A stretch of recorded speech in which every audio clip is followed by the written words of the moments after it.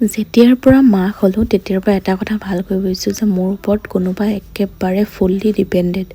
তো তাৰ কাৰণে মই ভালদৰে থাকিবই লাগিব, ভালদৰে সকলোখিনি কৰিবই লাগিব।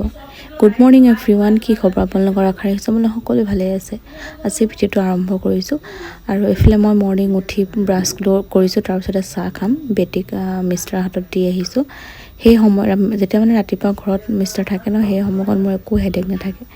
এইফালে চাহ আৰু মিঠাই ল'লোঁ। মিঠা মই খাই খুব বেয়া পাওঁ ৰাতিপুৱা, কিন্তু হ'লেও খাই দিলোঁ আৰু দিনলৈ এয়া মেগী খাব মন গ'ল, সেয়া মেগী খালোঁ।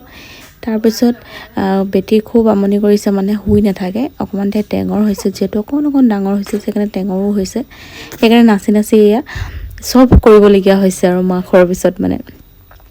তো গাইজ এয়া হৈছে নেক্সট ডে, আৰু নেক্সট ডে আমাৰ ঘৰত দোৱা কৰাব এতিয়া মগৰীব পাছত। দোৱা হৈ গ'ল, কিন্তু গৰম গৰম পিঠা ভাজি আছে আৰু দি আছে। এইফালে এয়া ক্ষীৰ উলিওৱাত চব ব্যস্ত।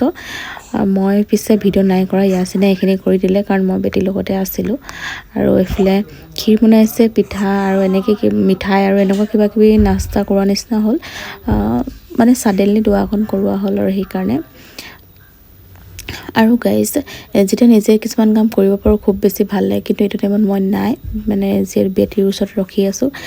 তাইৰ লগতে মই শুই আছিলোঁ, তাৰপিছত উঠি আহিলোঁ। উঠি আহি মই চাহ খাব লৈছোঁ। লিপষ্টিক মোৰ দিনৰে আছিলে, কিন্তু অকণ গ'লগৈ। লিপষ্টিকটো লগাই থাকিলে ভাল লাগে, কিয় গম পায়নে? দিনটো যে লগোৱা অভ্যাস থাকে, নিজকে কিবা এটা ফ্ৰেছ ফিল হয়, মানে মই একো নকৰিলেও লিপষ্টিক লগামেই মানে। কিন্তু কেতিয়াবা মানে কাম কৰি থাকিলে মেলিলে নহয় আৰু ধৰক। এইফালে মই কৈ আছোঁ যে ক্ষীৰ বহুত বেছি টেষ্টি হৈছিলে, আৰু সঁচাকৈ বহুত টেষ্টি হৈছিলে ক্ষীৰ।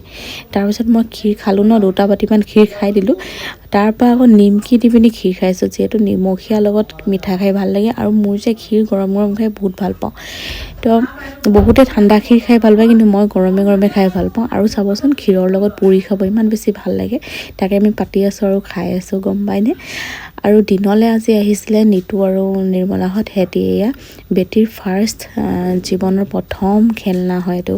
এতিয়ালৈকে আমি একো খেলনা লোৱা নাছিলোঁ, কিন্তু সিহঁতি দিলে, কাপোৰ দিছে আৰু ঝুনুকা 2টা দিছে। সেইকাৰণে মই ভাবিলোঁ আপোনালোকৰ লগত শ্বেয়াৰ কৰোঁ। বহুত ভাল লাগিলে, কাৰণ বেটিৰ প্ৰথম খেলনা মানে এয়া বহুত বেছি স্পেচিয়েল হয় আৰু। বিচনাখন ঠিক কৰি লওঁ, তাৰপিছত ঠিক কৰি আহি মই অকণমান জুই ফুৱালোঁ।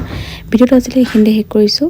যদি ভিডিঅ' ভাল পালে প্লিজ লাইক, কমেণ্ট, শ্বেয়াৰ আৰু ফ'ল' কৰিব নাপাহৰিব। বাই বাই, আকৌ লগ পাম।